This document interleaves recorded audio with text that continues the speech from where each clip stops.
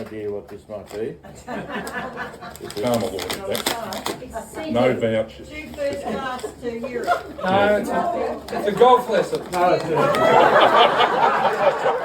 a Labour Party seniors. membership voucher. I've torn it. You've torn the bloody thing. 12 months Labour Party membership. A sandbagger's luxury escape voucher. Thank you very much. Well, thank you for that, for all the eloquent speeches. Absolutely marvellous. Thanks everybody for coming, and before I launch into a response, I wanted to thank Carmel for all of the work she's done.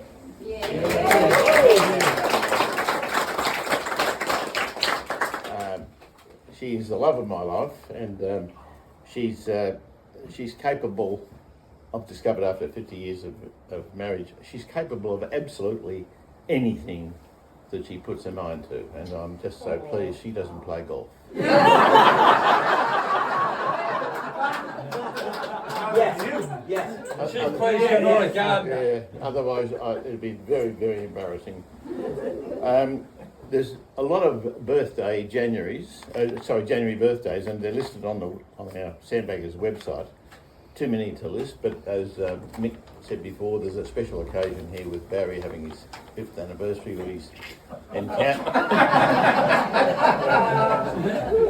of his encounter with Constable Puffbag, having left this and hearty congratulations, Barry. Somebody pour that man a drink. Make sure you leave before 8 o'clock. Well, thank you for all the tributes. I was very moved in various ways.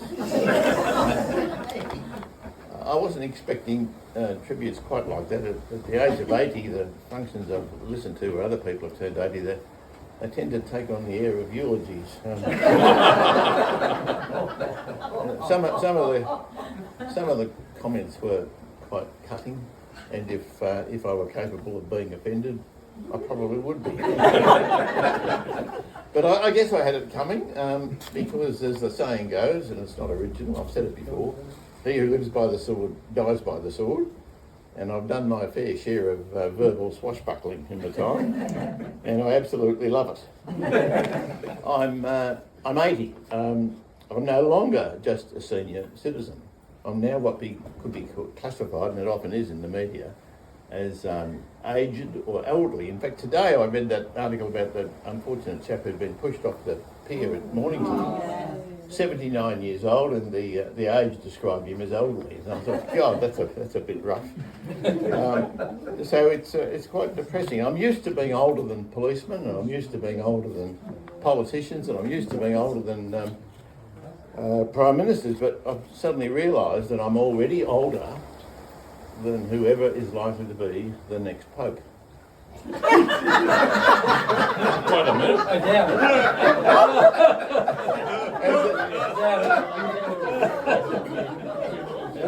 That's seriously old. Some people say when they turn 50 they only feel 35. You got to put your hand up, eh? That's a fight off Quinny. No, wouldn't vote for that, no. Some people say when they turn 50 they only feel 35, and when they turn 70 they feel 55. And I'm 80, and I feel 80. There's a realisation I've had in that I've got declining physicality, as has been pointed out by several speakers already. I can't quite do what I used to do. And that realisation has become apparent to me from the very first moment when I wake up in the morning.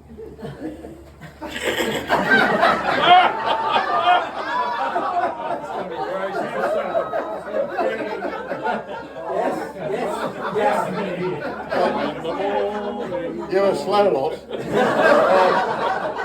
First of all, I have to put my hearing aids on. Then my glasses.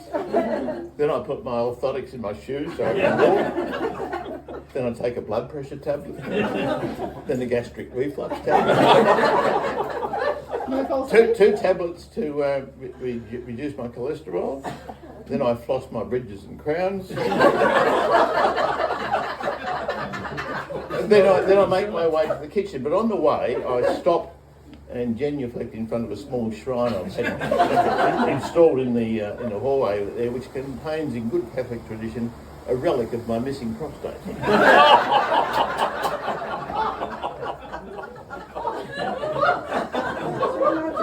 Then I make my way to the kitchen, and you'll be interested in this. I pour myself a small bowl of porridge and put it in the microwave. When it comes out, I sprinkle some psyllium husks on it. Now, the purpose of the psyllium husks, if preceded by 2 cups of coffee, it serves to, shall we say, get things moving.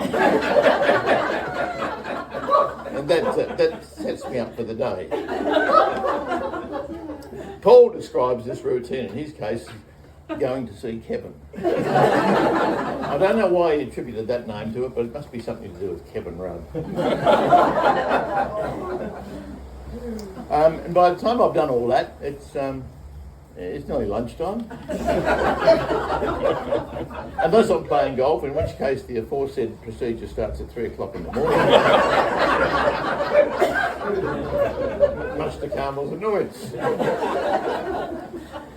Anyway, to be slightly more serious, I've had a blessed 80 years. I've got a very happy and close family. Well, it's a close family after we got through the teenage years with the kids. But it's a very, very close and happy family. I've had a career that puts food on the table, and I've been blessed with a wide variety of friends, some of whom go back 60 years, and Mick and Vita would be 2 of those, along with John Bowman and others. But in the last 10 years, that circle of friends has been greatly enriched by the Sandbaggers.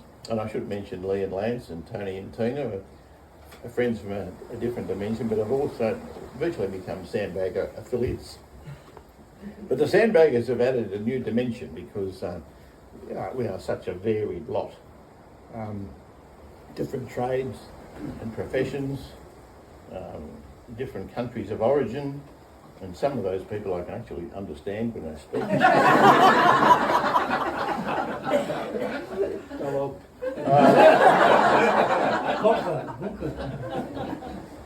Different politics and different interests, and I think often when people get to my age and Paul's age, the temptation is to shrink your network into people who are more like you, and in other words, into an echo chamber. And you can certainly say that the Sandbaggers are not an echo chamber. And long may it continue. Thank you for your friendship. Thank you for your presence. Thank you for being here today.